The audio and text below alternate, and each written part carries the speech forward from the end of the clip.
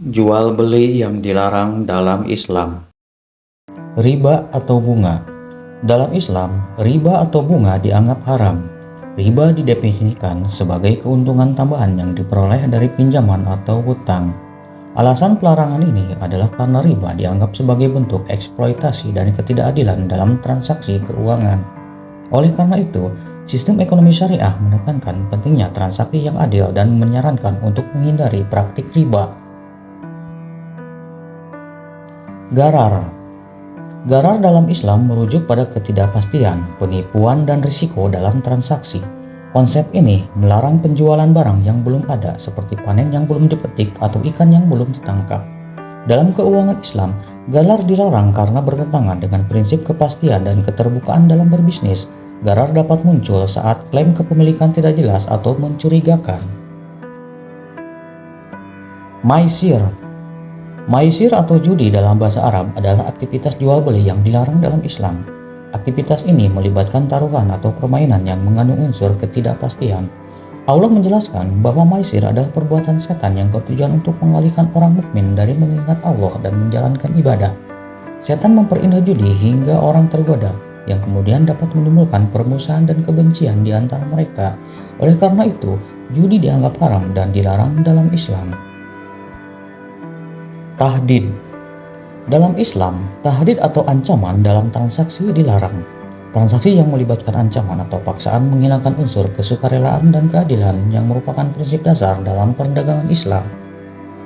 Islam menekankan pentingnya kejujuran, transparansi, dan kesepakatan bersama dalam setiap transaksi. Ancaman dapat mengakibatkan salah satu pihak merasa tertekan untuk menerima kondisi yang tidak adil atau merugikan. Galat. Dalam Islam, galat merujuk pada kesalahan dalam transaksi. Kesalahan ini dapat berupa ketidaksesuaian informasi, ketidaktahuan, atau ketidakpastian yang dapat merugikan salah satu pihak. Selain itu, transaksi yang melibatkan barang haram seperti alkohol dan daging babi juga dianggap sebagai kesalahan. Oleh karena itu, bagi umat muslim sangat penting untuk memastikan bahwa setiap transaksi yang dilakukan sesuai dengan prinsip syariah dan terbebas dari kesalahan. Jurm. Dalam transaksi keuangan Islam, ada unsur-unsur yang dilarang karena dapat menyebabkan eksploitasi dan ketidakadilan. Islam menekankan transparansi, akurasi, dan pengungkapan informasi penting dalam setiap transaksi agar tidak ada pihak yang dirugikan. Salah satu elemen yang dilarang adalah zulm atau ketidakadilan. Islam melarang segala bentuk transaksi yang dapat menyebabkan ketidakadilan kepada salah satu pihak dalam kontrak. Qeda. Islam menekankan pentingnya keadilan dan transparansi. Salah satu elemen yang dilarang dalam transaksi Islam adalah qeda, yang berarti penipuan. Islam memandang bahwa setiap transaksi harus didasarkan pada kebenaran, akurasi, dan pengungkapan informasi yang relevan.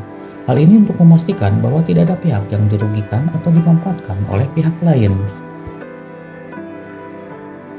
Istihlal. Dalam hukum Islam, istihlal merujuk pada tindakan menganggap sesuatu yang haram sebagai halal. Istilah ini berasal dari akar kata Arab yang berarti membuka atau melepaskan. Dalam konteks fikih, istihlal mengacu pada distorsi yang salah yang tidak tepat dari hukum Islam. Ihtikar atau monopoli. Monopoli dilakukan dengan cara membeli barang saat harganya tinggi namun tidak menjualnya segera, melainkan menipunya untuk dijual kembali pada harga yang lebih tinggi di kemudian hari. Praktek ini dianggap merugikan masyarakat karena dapat mengakibatkan kelangkaan barang dan kenaikan harga. Oleh karena itu, Islam melarang praktek monopoli terutama pada barang-barang kebutuhan pokok untuk menjaga kesejahteraan dan keadilan ekonomi. Demikianlah pembahasan kali ini. Sampai jumpa lagi di pembahasan yang akan datang. Jangan lupa untuk subscribe, like, dan komen.